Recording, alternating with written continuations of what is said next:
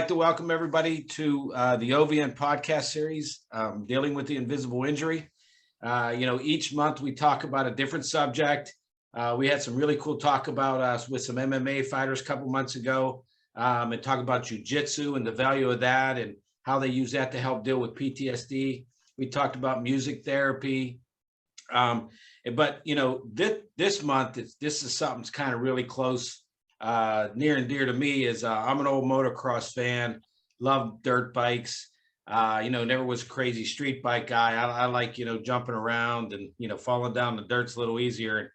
I came across an organization called VetMX, and immediately the name caught my attention, and I started looking into it, and I saw what a really cool organization this was and what they were around. And I said, hey, this is a group we got to look at. Let's talk about this on a podcast series. And then everybody knows I'm involved in the snow bike side and all that. And I got a great connection there, kind of on the snow version of motorcycles. So what I want to do tonight is we're bringing on two fellow veterans who are big in running organizations. One up north in the snow bikes series, or not necessarily series, but snow bikes. And then also one from VetMX, who focuses on helping veterans, but using motocross with VetMX. So I have Jason Bennett here, and also Kyle. Say your last name again, Kyle. Yeah, just all red. All red. I don't know why that's so hard for me, but really, these two brothers are going to come on. We're going to talk a little bit about what they do, and like everything for our veterans, it's all about you, veterans families. If you're a kid of a veteran, you're all family to us. And these programs these guys do with snow bikes and motocross are a great way to get a release. It's adrenaline, it's therapy, it's camaraderie, it's networking. And we're going to talk about that today. So without me continuing on, I want to get these two gentlemen to introduce themselves. Just give us, Jason, we'll start with you. Just give us a couple minutes about what you did in the military and really what motocross, how long you've been doing motocross, things like that. Just kind of give us an overview, and then we'll get into the details. Sure. So hey guys, just like Tony introduced, my name is Jason Bennett, and I've been I joined the military at 17 years old. I was a junior in high school, and September 11th had happened about 2 years prior, and I remember that day like a lot of us did. And I just remember, man, as soon as I get of age, I'm enlisting. So when I first went into the United States Army, I went in the infantry. I was proud to be an infantryman. I deployed. My first deployment was in 2007 to Iraq. I was there for 07, 08. Came home in 09, and then came home for a year, and then volunteered to go to Afghanistan. I was in Afghanistan in 2011 and 12, which was actually my hardest deployment. We lost 7 soldiers. I was a squad leader and lost 2 of my own. And at that time, believe it or not, I volunteered to go with a combat engineer unit, something I knew nothing about, but they knew me from my infantry aspect, and they said I could go. I ended up doing 12 years, and I just couldn't do it anymore. The PTSD was real, and I didn't know what it was. Right. Motocross, when I was younger, I rode a little bit. I did go into the woods about twice and realized I didn't like it, and got on a track and absolutely loved it. Motocross was everything to me.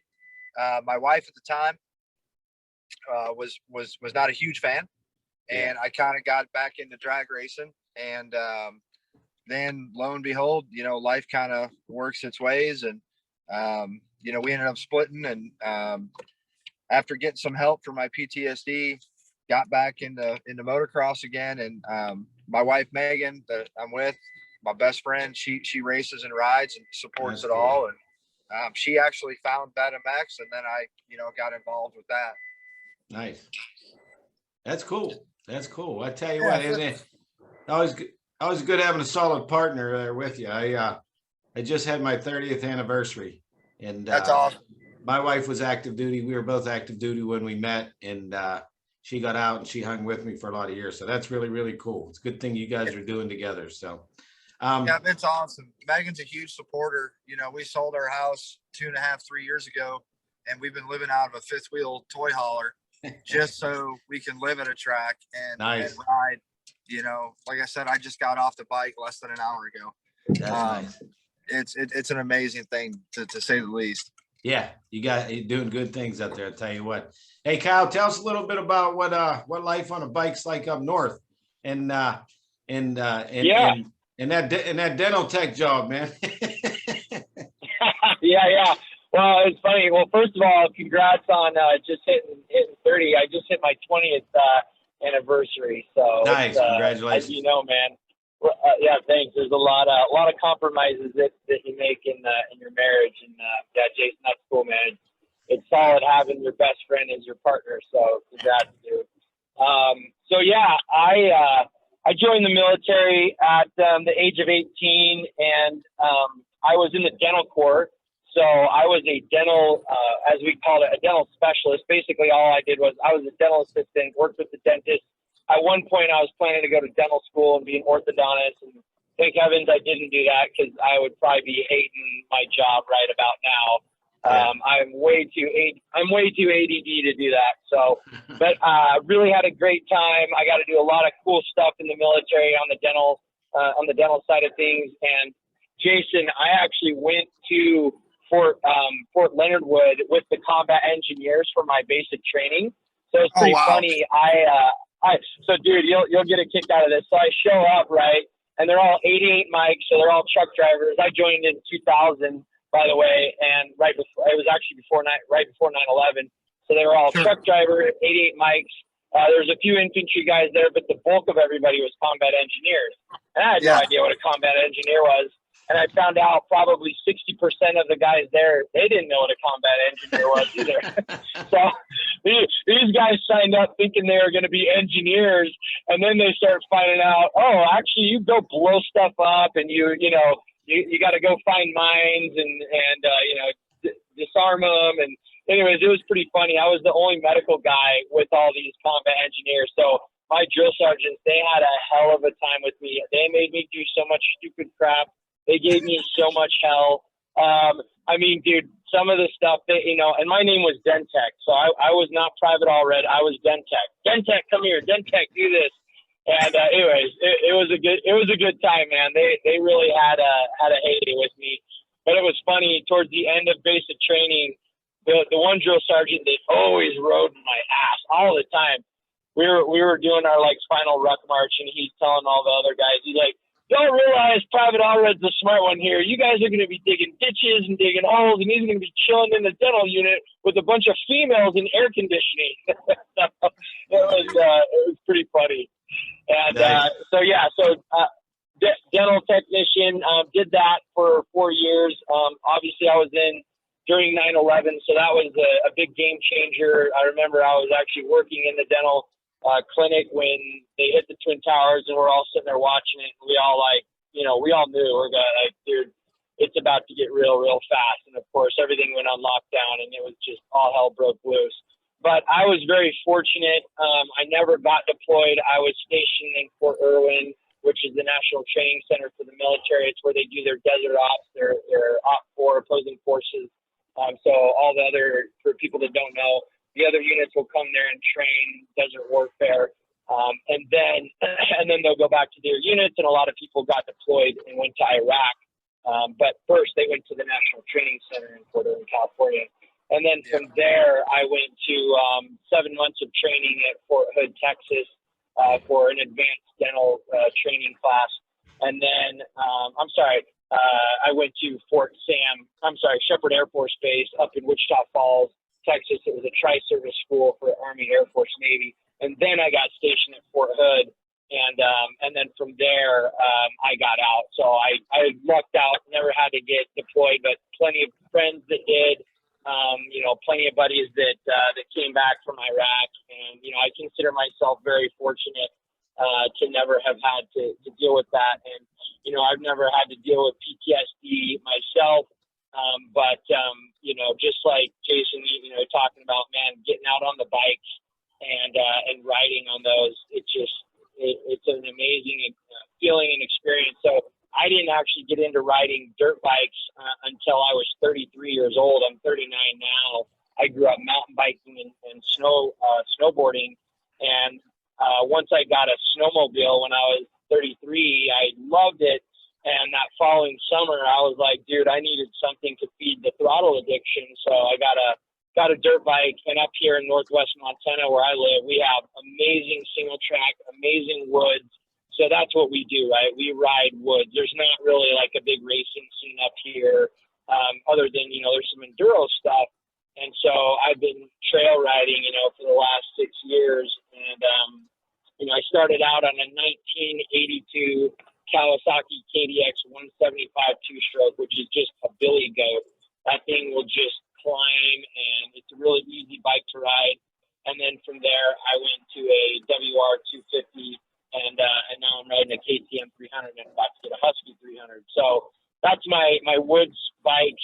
But during the wintertime, which we have 6 months of winter up here in Montana, in fact, some people, they're kind of blown away. Like, I just went snow biking Saturday, and I'm going to be going again, next week. We snow bike till the end of May, even though it's warm. There's lots of snow up high. So when we were snow biking the other day on Saturday, it was 70 degrees, but there's still 8 feet of snow up high. So it's pretty wild. We get a snow bike a lot here. That's cool. That's very cool. Yeah, it's snow biking is it's a really cool thing. And it's kind of new, it's up and coming, and I encourage anybody that does, especially the guys and girls that live up in the northern interior, you should really check it out. I did a little research on it over the winter and saw a lot of big names have tried it out, so in motocross, that is. So cool. Well, I appreciate you guys, introing yourself. I want to talk a little bit about the subject matter, and then I want to get into a little bit more of, talking more about bikes and so on. So, the heart of this. And Tony, sorry to interrupt. One other thing. So yeah, I forgot to talk about my organization. So Snow Bike Nation started it a couple of years ago, and the whole concept was to spread awareness about snow biking. Sharing content, sharing ideas, networking with people, and just really trying to build upon, snow biking. And then last season I started a guiding business. So now I do guided snow bike tours as well as the content side of things. And we're really going to be making a big push to get veterans out there, veterans on the snow biking. So I'm really excited about the future. And of course, excited to work with guys like Tony and hopefully Jason here as well, that MX side, and just spread awareness and get guys out ripping. Right. Yeah, that's an excellent point, because I know Kyle gets a lot of veterans through there. I know you were talking about one of your buddies who was in the Navy, you ride a lot with, and and that's such a key piece, a little bit about, before we get into that, I always talk about PTSD a little bit. I get a lot of guys and girls on here, they've had traumatic brain injury. Jason, that, my buddy was on here last time. He's almost 30 years in. He deployed 15 times. He has traumatic brain injury. He got blown off a Humvee, and he didn't know until almost 12 years later he finally got checked, and they basically confirmed what he almost already knew, but his family really was the one that identified it. They said, hey, they were sitting in a doctor's office, and brief story, his wife sees a pamphlet on TVI, and she was reading it, and she looked at him. She goes, this whole thing just explains who you are now. He's like, I never changed. She's like, yeah, you're not the same guy I married before you ever deployed. And it was really an interesting conversation about general things like, detonations, explosions that go off near you, and how many times, these impacts to your head, and just things that we all took for granted in the military, even in training, and a lot of people, we talk about and have fun with guys. Well, I've never deployed, I never did this. Just training in general is a lot of impact on your psychologically, physically, mentally, all that type of thing. So when we talk, and I stress this with all of it, when we talk about PTSD, traumatic brain injury, combat stress, a big one is transitional stress. It affects all of us. The military is not your everyday job. You go through the first, what job says, okay, the first thing we're going to do is we're going to send you away from home and for about anywhere from 8 to 12 weeks, we're pretty going to put you through hell and make you think nobody loves you and you're going to lose your identity and everything, and say, oh, okay, no problem. But that's what we all did, and our 8, 10, 12 weeks later, we get out of basic training and we're like, we're trained, that's a high impact on an individual psychologically as a whole right there, so, it all begins there. And that's what we tell people. All of us handle stress and things like that differently. So when we talk about PTSD, that's why I always tell every veteran I know, and this comes down to veteran suicide.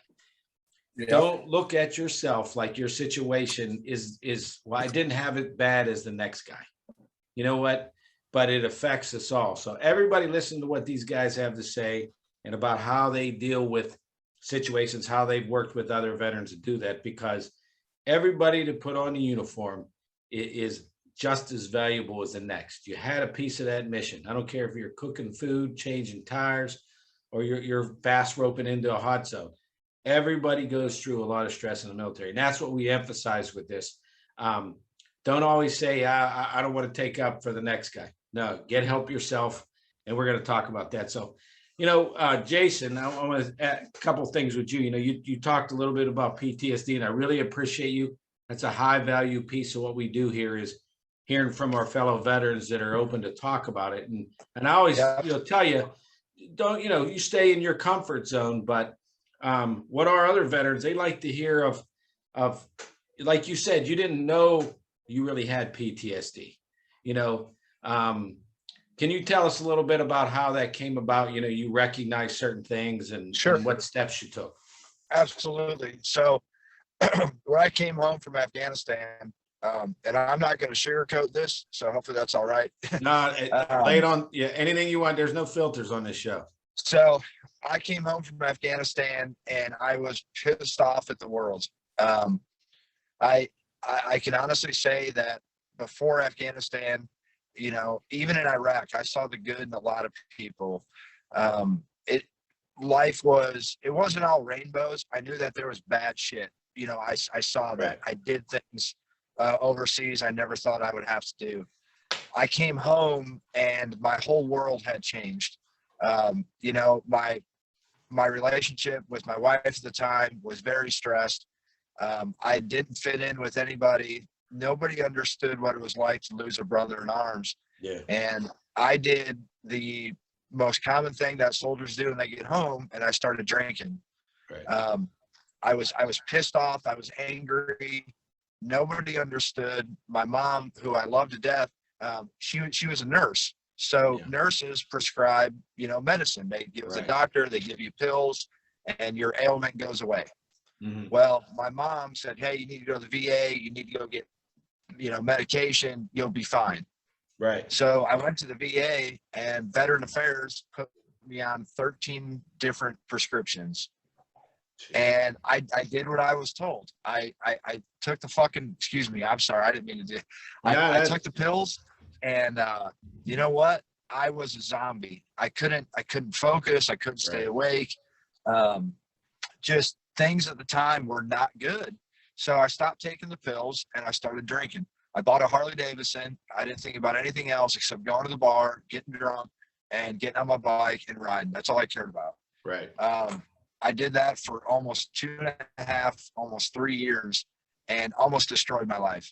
I never got into a wreck. I never got a DUI, thank God. I never hurt anybody, but I ruined every relationship around me.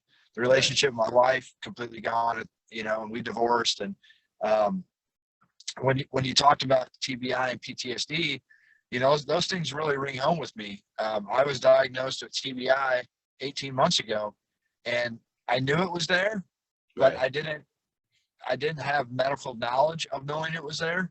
And I'll never forget it. When the doctor, all the tests came back and everything, he told me, I broke down in tears, because you don't want to know, you don't want to admit that you're screwed up and you're never going to do the same again. Fact. In 2015, I almost made a permanent decision for a temporary problem. I put a 1911 to my mouth and I pulled the trigger. And to this day, I'll never know why it didn't go off. I will never know, except that God had a better purpose for me. I can Yeah. talk about it now because I've been through it, and suicide is not the way out. I mean, I was such a mess, an emotional mess. I got help. I went to a 90-day PTSD program, and I kind of learned how to deal with my new condition. Right. My wife, Megan, who we've been married now happily, it'll be 3 years this September. You know, we were just kind of talking and dating and friends at the time, and Right. she was kind of there for me and to help me get through it all. But it was the wildest thing because I didn't understand why I acted the way I did, why I was so short tempered, Yeah. why I was Right. so mad all the time. You know, it's crazy. And then all of a sudden, you know, she kind of started doing research and giving it to me. And then I got help. And all of a sudden, you know, I'm getting a doctor that's telling me these things. And I don't want to believe it, but I have to, because it all, like you were talking about your buddy, you pick up that pamphlet and you read it and you're like, oh my God, this is you. Right. And that's what I got. And lo and behold, you know, 1 year to the date pretty much of my suicide attempt, I'm back on a dirt bike, and I found, you know, a group called VetMX that Right. changed my entire life. You know, it gave me the mission. Not to derail this by any means, but VetMX gave me a new mission stateside to help all these other veterans. And it's Veteran MX Foundation truly saved my life, because once I got out of my therapy and got out of everything, it's very easy to go back to what's normal. It's Yeah. very easy to go back to that bar. It's very easy to pick up a bottle. And that MX kind of steered me clear of all of that, because all of a sudden I'm around guys that are going through the same shit I am, and Right. yet they have jobs. They, you know, go to the track every weekend. They're figuring life out, and it was absolutely amazing. Right. Right. You know, I couldn't have been happier with, you know, with that. Yeah, I tell you what, it's, you know, thank God that, you know, you went through a lot, but it's exactly why this organization got started. I love organizations like that. What Kyle does is all veterans. There's other veterans out there for you. They're looking for you, and VetMX Right. is an excellent example of that. Tell us a little bit about, you know, other than just racing bikes. Sure. What do y'all do? What are y'all doing together out there? So Veteran MX, and I probably didn't get I think we're losing our connection a little bit there. a good explanation. So Veteran MX got started. Oh, do you got me again? Yeah, I think I got you back now. Go ahead. Okay, cool. So Veteran MX Foundation got started by two brothers, Cody and Dustin Blankenship. They're out of Virginia here, where I'm currently located. And Cody and Dustin, Cody was a Marine and Dustin was in the Air Force. And when Dustin got home from overseas, he had some leg injuries. And he went to the VA to get it fixed and actually botched his surgery. It was a huge deal. It left I believe his right leg pretty much paralyzed. He has crazy nerve pain and all sorts of stuff, and it just it doesn't work the way it should. Well, Cody always raced motocross, and he finally told Dustin, he said, hey man, get on my dirt bike and just ride around the farm. Like, just ride around and see how it feels. Right. And Dustin did it. And what he noticed is his leg didn't hurt when he was riding. Like, he felt it for sure, but it wasn't like an excruciating pain. And they actually had a doctor from the VA come out, and they saw that riding was this throttle therapy is the real thing, that it actually does take the pain away. So they came up with this idea, Veteran MX Foundation, and it was just an idea to get veterans together, take them on a weekend, go to a local track or a local area that you could use, get some dirt bikes, give them a little bit of training, and then everybody kind of hangs out. Right. It's evolved a little bit from that. We Right. still do clinics, and we still get guys, you know, out to ride. But we also helped start a class called Warrior Class. Right. Warrior class is all for veterans, active duty, National Guard, Reserve, any branch of the military. And you can just line up and race with your brothers and sisters in arms. Warrior class started out real small, and now it's grown to be a giant class nationwide. At Daytona Supercross down in Florida, we get our own class on Vintage Day, which is pretty neat to see vets show up for that. Yeah. One of our biggest ride days that we actually had last year in November, I reached out to Chad and Ellie Reed, and Chad and Ellie came up to Lake Sugar Tree here in Virginia, and we rode for almost 8 hours. Wow. Chad and Ellie are one of the biggest patriotic supporters. I mean, I don't even know how to explain it. You know, they're originally from Australia. They're great people, and they loved it. I mean, they didn't charge us a dime. I think they brought 10 jerseys. We gave 9 away, and I've been a Reed fan since I was about 6. Yeah, I love Chad Reed. Yeah. So you know, they ended up giving me a jersey, which is pretty cool. But like, they had hats, they had all sorts of swag for us, and all they wanted to do was help. You know, Ellie believed in our mission, and it was so neat to see that actually happen.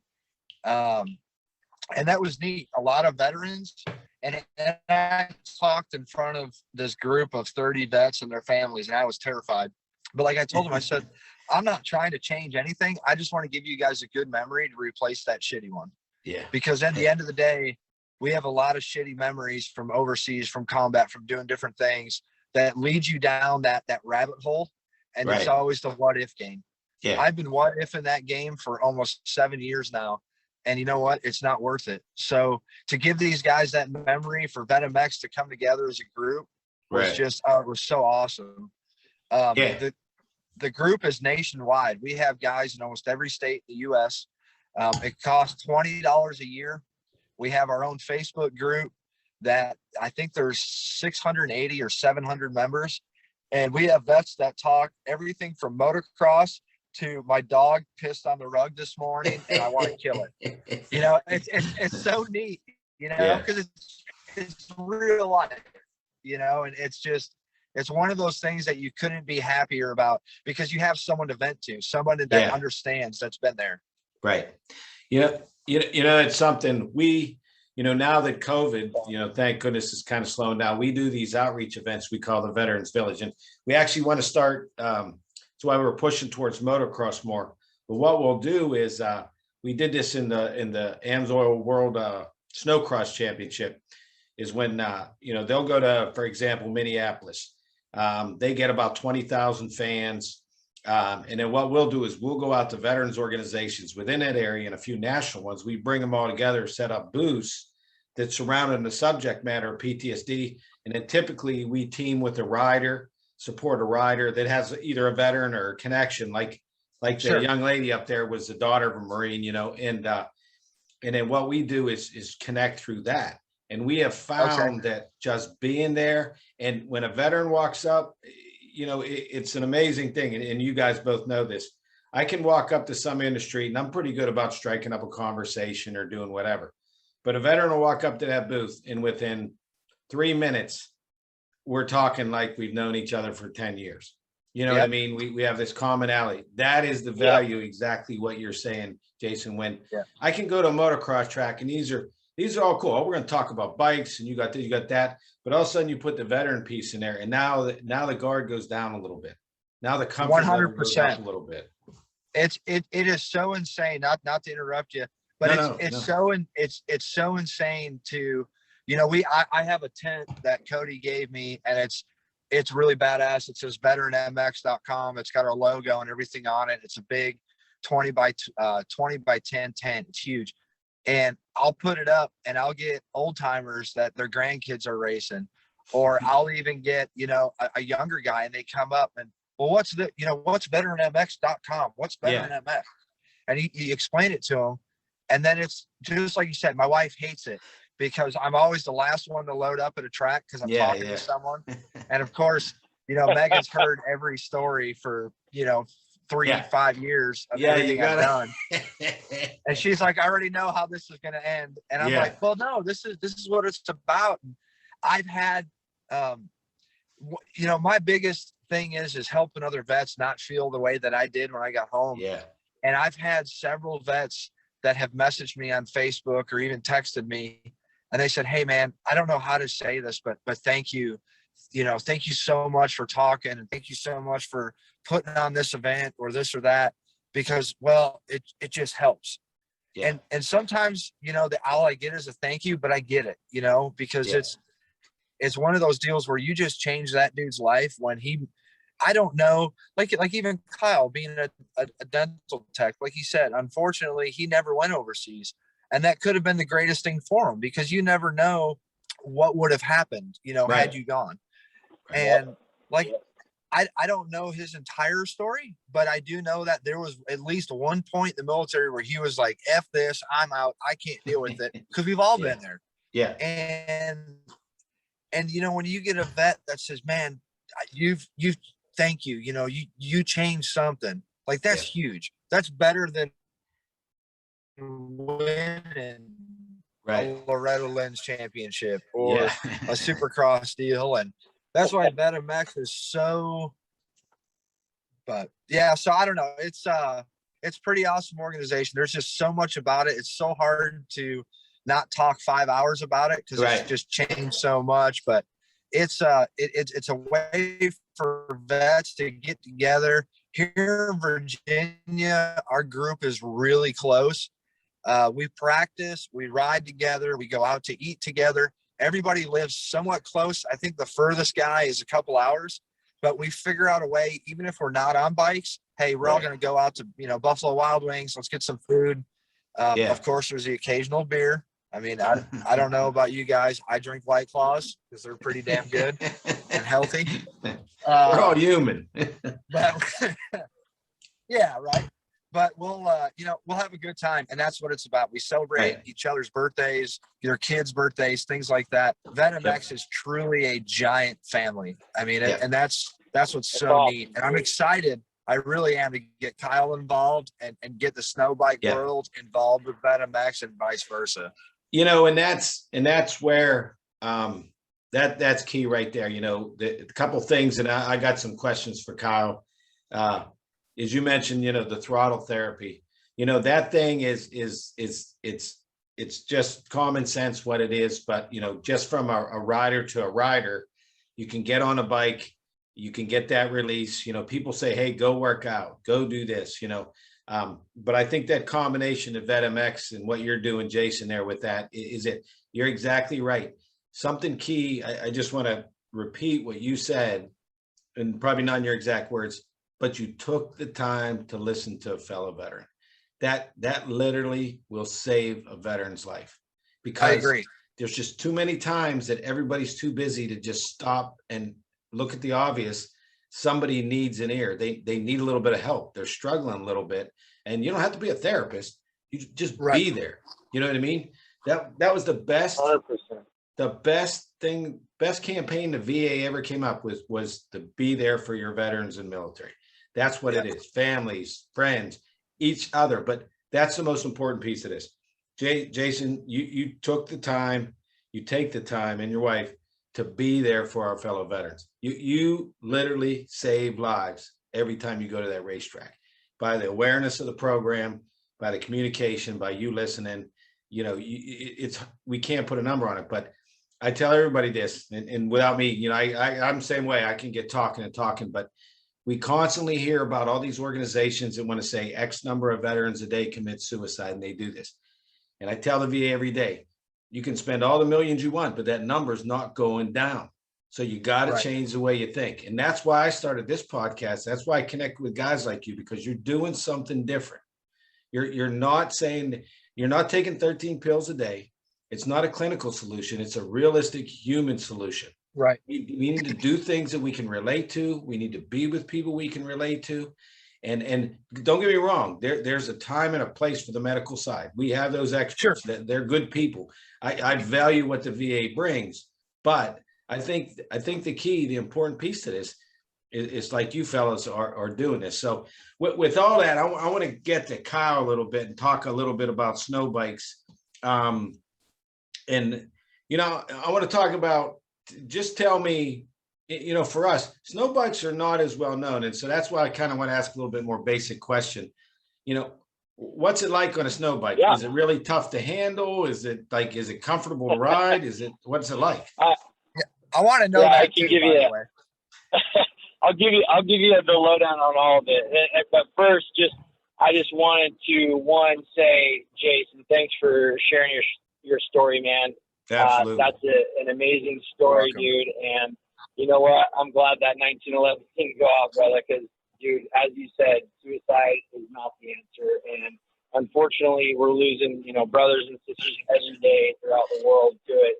And just like you guys, I want to do all I can to help, you know, prevent it in any way, and just be someone who will listen. And that's what you said, Tony. You know, I've got a close buddy who, you know, he now has attempted suicide twice and was almost successful the second time. And thankfully now he's doing really good. But, you know, just being there and listening, that was a huge thing for him. And I told him, you know, I was like, dude, look, if you ever get to that point again, brother, you freaking call me. I will be there. I don't care what time of day, nothing. Like, I'm here. Like, I'm always here for you.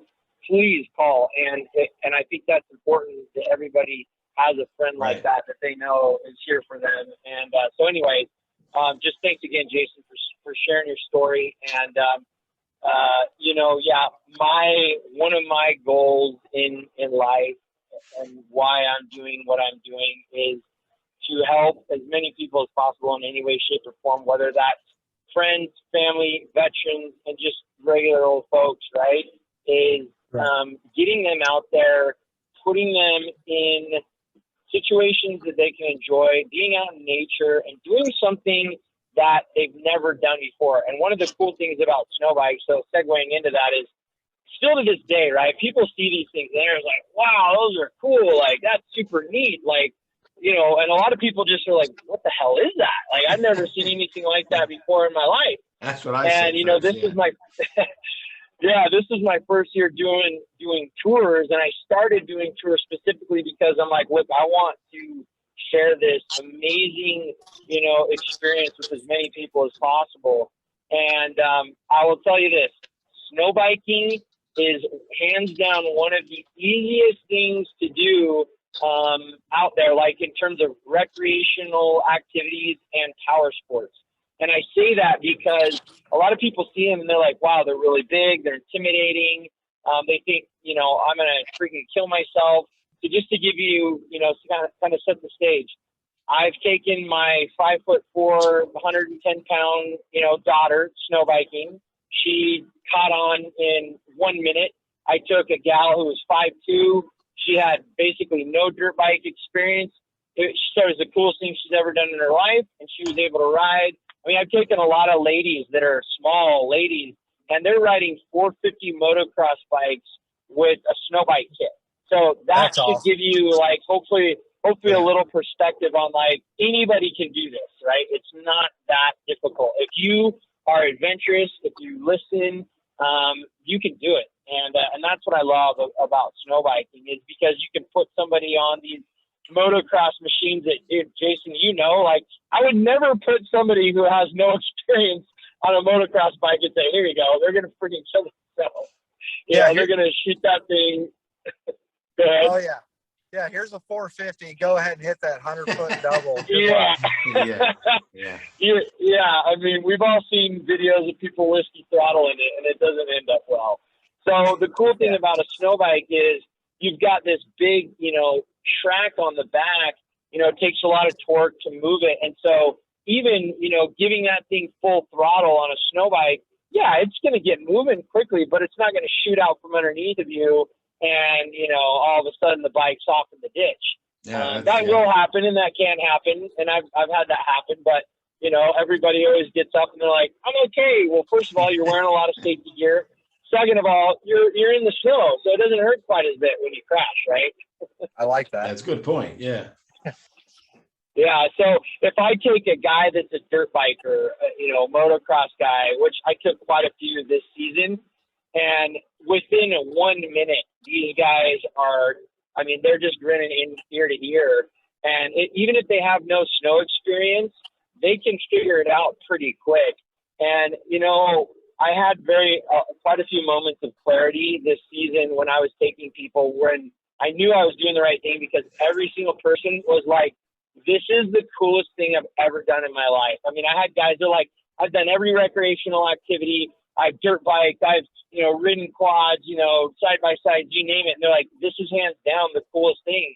And the reason why I think I hear that time and time again is because of the freedom that a snow bike gives you.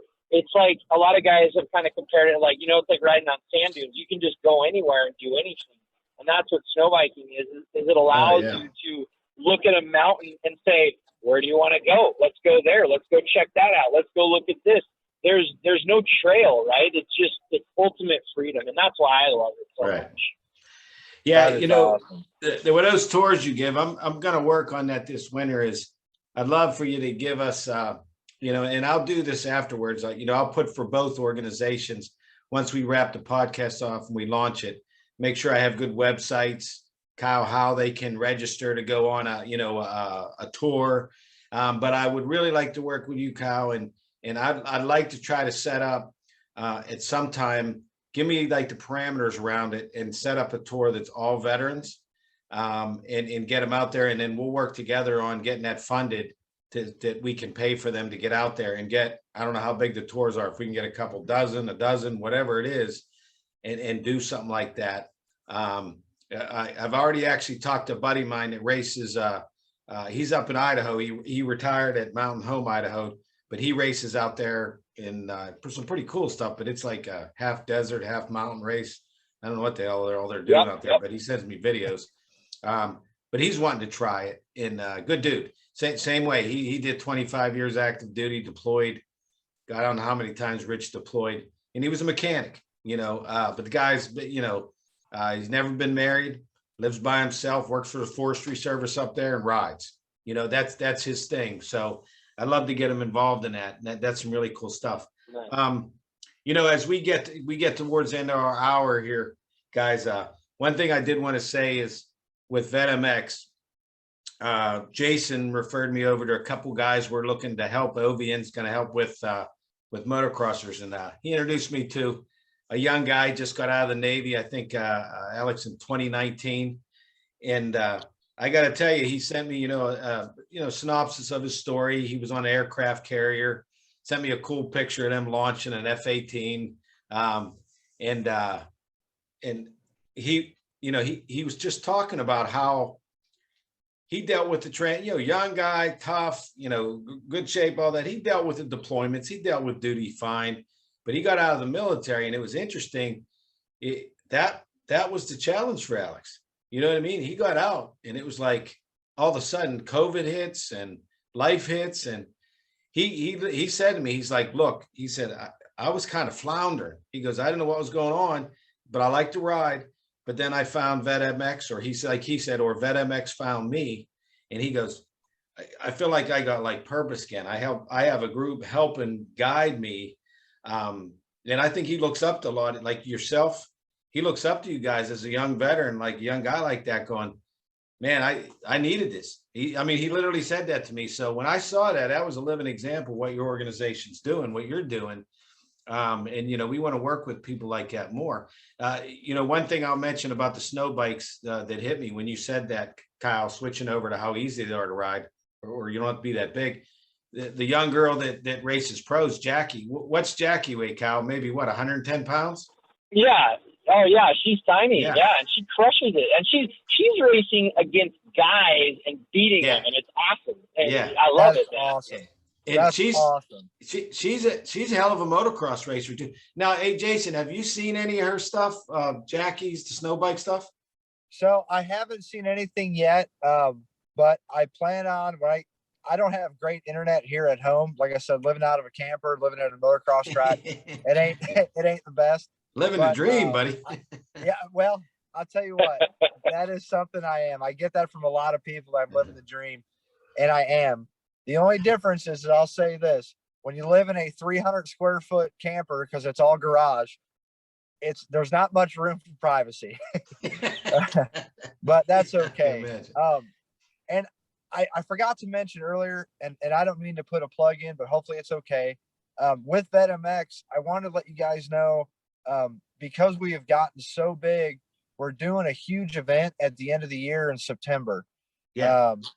And what's cool about this is we actually have warrior class is generally just one class. If you're a pro and you're in the military, you can race against, let's say, yourself that hasn't been on a track or hasn't ridden, competitively for a couple of years. Mhm. And it's kind of tough because, you want to go out and have fun, but you got this young kid that's active and, could sign with Monster Energy tomorrow. It's Right. tough. You're probably not going to beat him. So VetMX got together with Bar to Bar motocross track in Kansas, and we're actually putting on the first ever Veteran MX Championship race in September, September 24th to the 26th. And we're going to have 14 different veteran classes. So we're going to have a trail class for all those woods guys or trail riders. Guess what? You're going to be on a motocross track, which you may not like, but you're going to race other woods guys, other trail guys. Yeah, right. If you're an A rider, guess what? You're going to run in Warrior A class. Right. If you're a B rider, you ride in B. We'll have a plus classes, 20, 30, 40, and 50 years old. I mean, it's going to be so neat That's to cool. have that. And the reason we chose and kind of got with Kansas is it's pretty dead nut center United States. Yeah. I live in Virginia. It's 17 hours. We have a huge following in California. And you know what? It's about 19 hours from them. So everybody's going to be traveling for this race, but it's a 3-day weekend. We're hoping to have several hundred veterans show up. And again, the biggest thing, the racing is going to be cool. Don't get me wrong. Racing's always fun. Right. But to have that many veterans together, partying and having a good time, like it's going to be, we're hoping this event just gets bigger. Right. And I'm super excited. And really, honestly, and I'm listening to Kyle and talking about snow bikes, like how cool would it be to get a VetMX group together to go out and do one of his tours? Oh, absolutely. Hell yeah, dude. Just consider it done. We got to make it happen. 100%. Oh, absolutely. Like, I think it would be nothing but fun. I mean, and like you said, at the end of the day, if you fall in the snow, you fall in the snow. We're in for that. Well, I tell you what, I'm glad you brought that up because I wanted to talk about that event at Bar to Bar, and we're going to help promote that. OVN is, and I appreciate that. And we're going to get it going because, like you said, I want to see something like that. We want to make this the first of many, and that stuff takes a lot of hard work. So I'll reach out to every connection I got across the way and make sure, I try to bring any support I can get. And so will I, dude. Yeah, I really 100%. appreciate that. And Tony knows I build a pretty big presence on social media. So, dude, I will blow that up for sure. Awesome. Right. As soon as we get a flyer, I'll make sure to get it to you guys. My wife's going to be the one probably making it because she's all crafty and does all that stuff. But yeah, no, it's going to be such a huge event. Bar to Bar is actually running it with their state championship race, which is pretty cool because there'll be tons of people there. Oh, that's but cool. They're actually focusing it all around us. Nice. Bruce from Bar to Bar is reaching out to different veteran homes, trying to get all these vets, even all the VA hospitals, everything that's around Wichita, Kansas, so that way they can come watch the race, interact with us. It's so neat to see a non-vet or see somebody so passionate about the sport. Yeah. But once you bring the veteran side into it, it's like people are almost rejuvenated. They're like, oh my God, what else can I do? Can I call this person? I'm like, yeah, like let's blow this up. Right. The industry is motocross is like most racing. It's very patriotic and people are always very excited about it. But when you really get it, all the way down to it, we're such a small niche. Motocross is such a small niche compared to football, baseball. Oh yeah, right. And when you start getting all these big guys involved, I mean, it's insane where it goes. Yeah. Like I said, Chad Reed, he's a 2-time Supercross champion, outdoor champ. I mean, Chad Reed is the end all be all of modern day Right. Supercross, and yet he literally just drove up here, unloaded his race bike, and fueled up like it was nothing. That's cool. I mean, dude, he threw down laps with us. There's a video on our website of it. I mean, it's just insane. I mean, he hung out with vets. That's awesome. And it's Yeah. so neat to see the industry really starting to, latch onto it.